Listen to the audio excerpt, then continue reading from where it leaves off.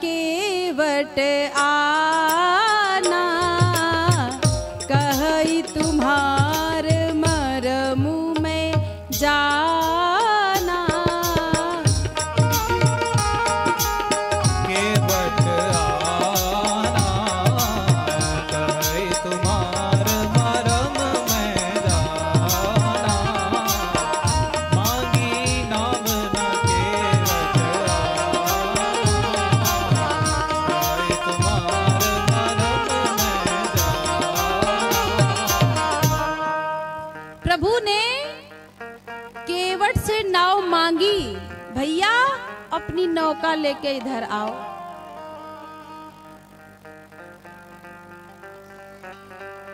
तो केवट ने मना कर दिया, मैं नहीं आता,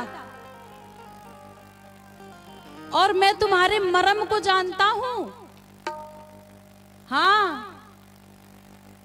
देखो, जिनका मरम शिव और ब्रह्मा भी नहीं जानते, लक्ष्मण भी उनका मरम नहीं जानते, और ये केवट कहता है मैं तुम्हारे मरम को जानता हूं। क्या मरम को जानते हैं?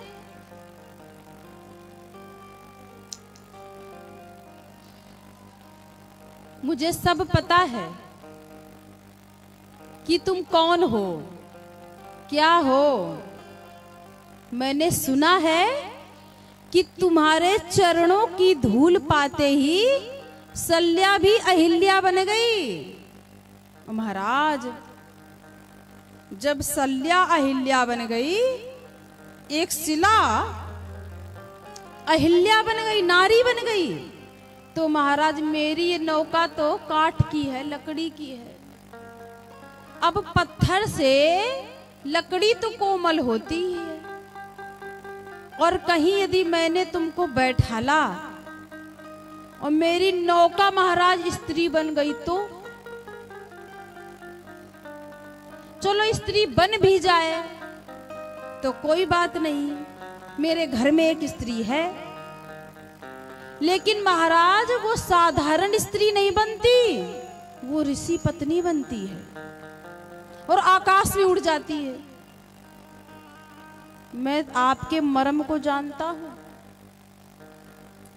अगर महाराज आकाश में उड़ गई तो मेरी रोजी रोटी भी बंद हो जाएगी, इसलिए मैं तुमको अपनी नौका में नहीं बैठा लूंगा।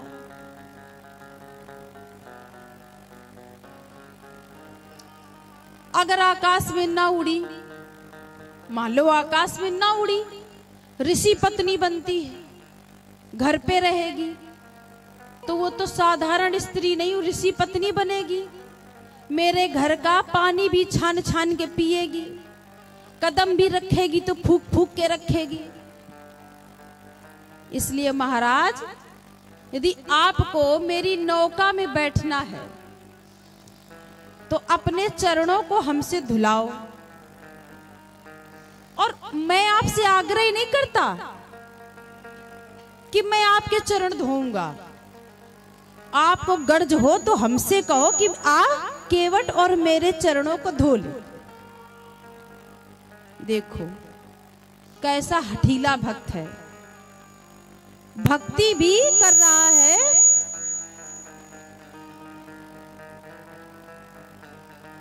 और हट करके, जिद करके।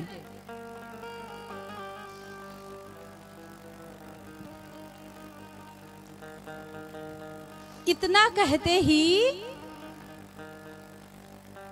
लक्ष्मण जी बोले, अच्छा तेरी इतनी हिम्मत कि तू प्रभु से ऐसे बोलेगा कि मैं नहीं कहता, तुम्हारी गर्ज हो तो तुम कहो।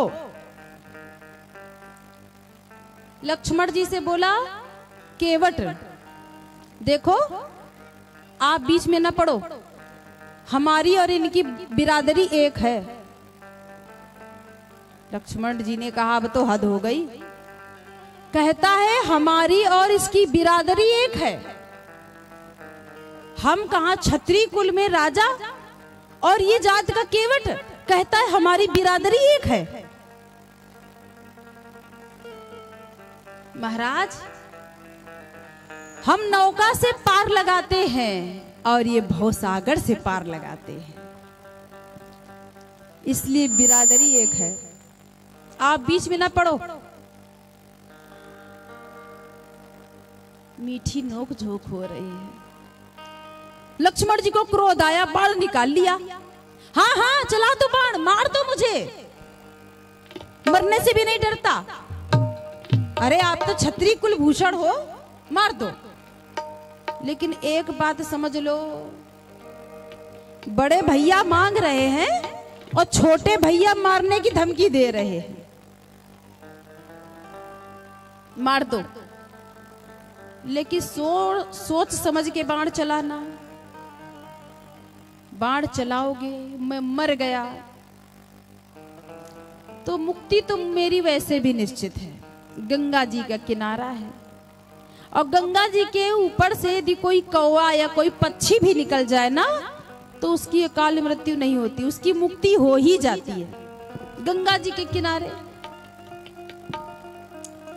और फिर महाराज मुझे मार दिया तो मेरी पत्नी रोते रोते आएगी राम जी के पास में, तो इनको शव यात्रा में भी जाना पड़ेगा।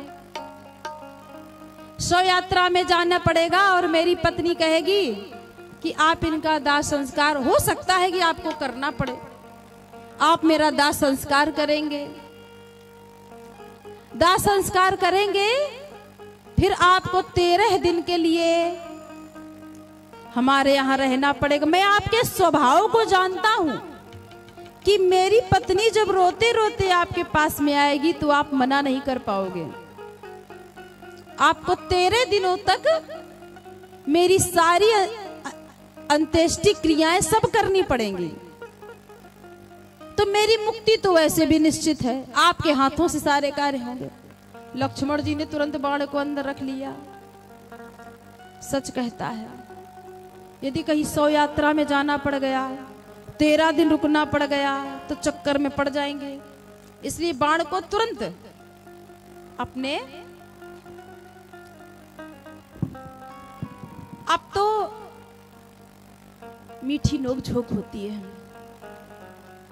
राम जी ने कहा, केवट ऐसा कर, तू जो चाहे वो कर ले, मेरे को पार लगा दे। केवट ने कहा ठीक है, फिर मैं आपके चरणों को धोऊंगा। दौड़ता दौड़ता गया, घर से एक कठौती लेके आया। कठौता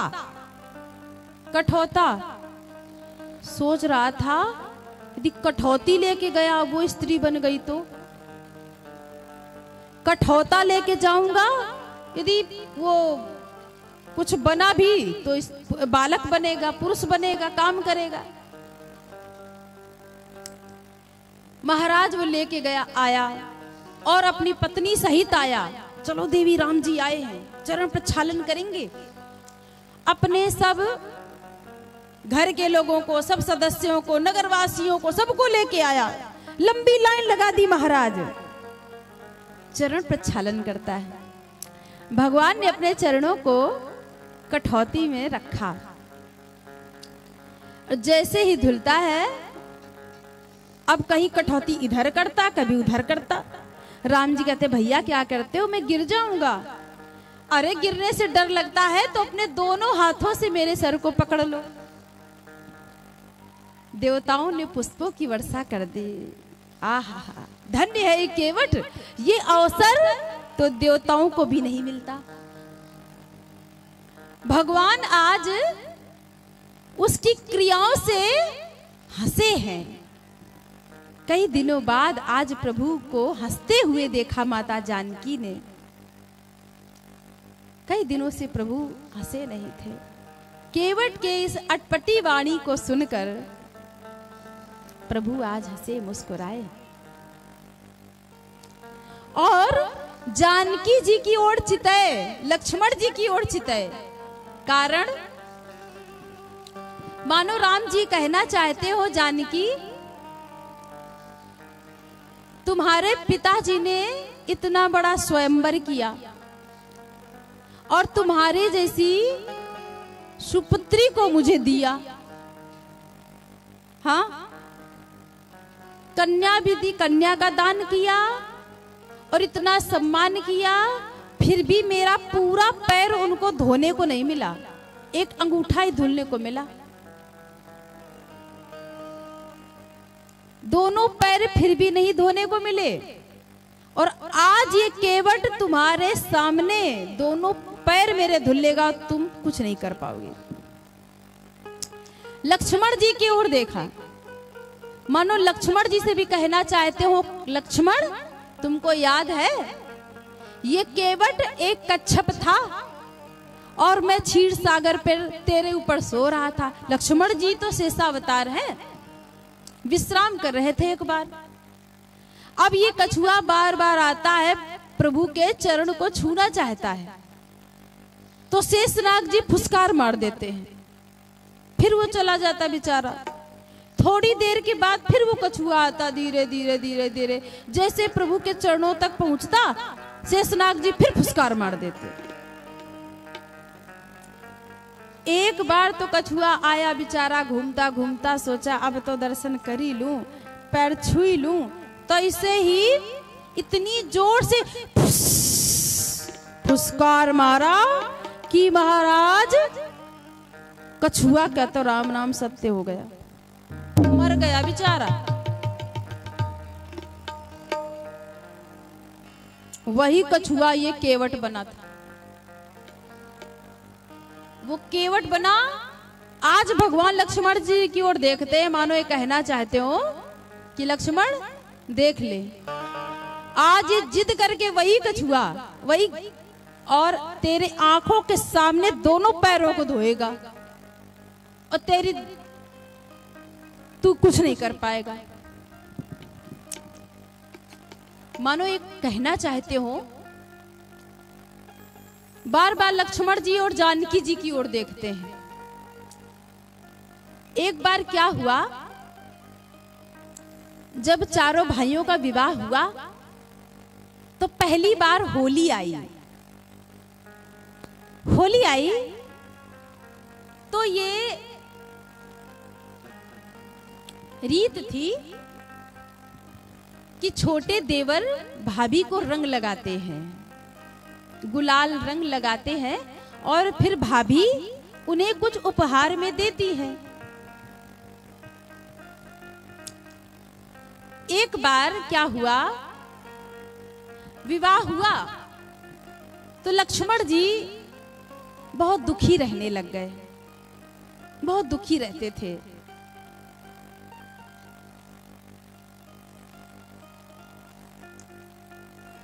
चिंतित रहते थे। राम जी ने पूछा, लक्ष्मण क्या बात है, आजकल तू मेरे महल में भी नहीं आता, मेरे कक्ष में नहीं आता, क्या बात है, और तुम सूखते क्यों जा रहे हो? प्रभु क्या करें, अब आपकी सेवा नहीं मिलती मुझे। क्यों, तुम क्यों नहीं आते? माता जानकी अब आपकी सेवा करती हैं, आपके चरण वो दबाती हैं, मुझे सेवा ही नहीं मिलती प्रभु, इसलिए मैं सूखता जा रहा हूं, इसलिए मैं चिंतित रहता हूं। अच्छा, अब जानकी का अधिकार तो है ही, तुझसे अधिक है जानकी का स्थान। तू एक काम कर, होली आ रही है, होली में अपने यहां छोटे देवर भाभियों के रंग लगाते हैं, और तू भी रंग लगाना जानकी के। और जब सीता कुछ मांगने के लिए कहे, लक्ष्मण मांगो तुम्हें क्या चाहिए, तो तुम चरण सेवा मांग लेना, मेरी चरण सेवा मांग लेना। लक्ष्मण जी चैतन्य हो गए, प्रसन्न हो गए, नाचने लगे। ठीक भैया, मैं ऐसा ही करूंगा। होली आई और बारी बारी से जानकी जी को सबने रंग लगाया, भरत जी ने लगाया, और फिर लक्ष्मण ने लगाया, शत्रुघ्न ने लगाया, सबको जानकी जी ने कुछ न कुछ दिया, जो कुछ मांगा। लक्ष्मण जी की बारी आई तो लक्ष्मण जी से कहा, भैया लक्ष्मण अब तुम बताओ तुमको क्या चाहिए? लक्ष्मण जी ने कहा, मैं आपके कान में कहूंगा। जैसे ही कान में कहा, माँ मुझे ना प्रभु के चरण सेवा चाहिए, इतना सुनते ही जानकी मैया बेहोश हो गई। जानकी मैया बेहोश हो गई, मूर्छित हो गई, गिर गई। पूरे महल में तहलका मच गई।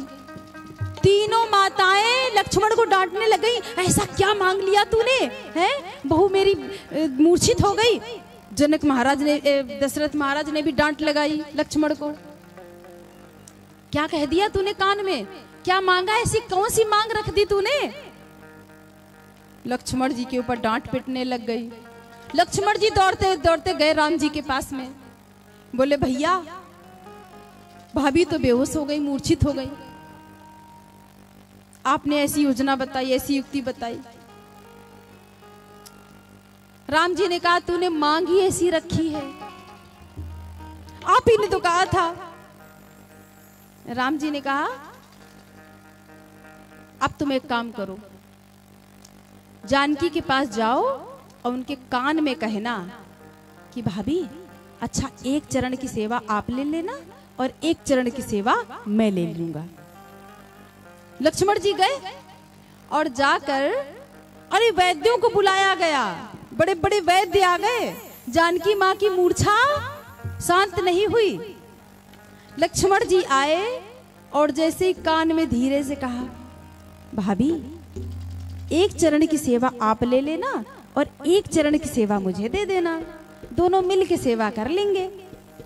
इतना सुनते ही जानकी मैया उठ के बैठ गई।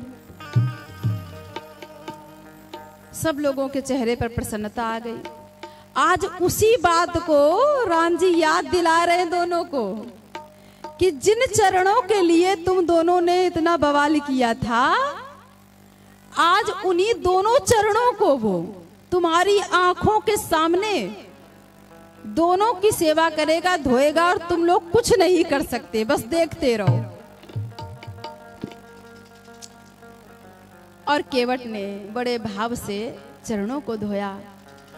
जानकी जी ने कहा भैया लक्ष्मण लाइन में लग जाओ, चरणामृत हम लोगों को भी मिल जाएगा, पूजा हो रही, बड़ी भारी लंबी लाइन लगी है। और केवट अपने हाथों से सबको चरणामृत देता है। सबने चरणामृत पिया, जानकी मैया ने भी लिया, लक्ष्मण भैया ने भी चरणामृत लिया। सब लोग आह्लादित हुए, आनंदित हुए। और फिर प्रभु ने कहा केवट भैया अब मुझे तुम पार करो, अब पार लगाओ।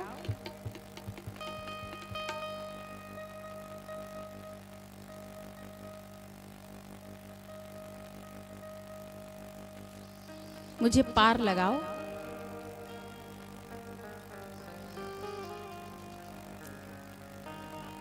केवट ने बड़े भाव से नौका को किनारे किया। प्रभु श्री राम ने जानकी जी को नौका में बैठाला, फिर खुद बैठे, लक्ष्मण जी बैठे। केवट के मन में तो प्रसन्नता के लड्डू फूट रहे हैं, आज मेरी नौका में राम जी बैठे हैं। और फिर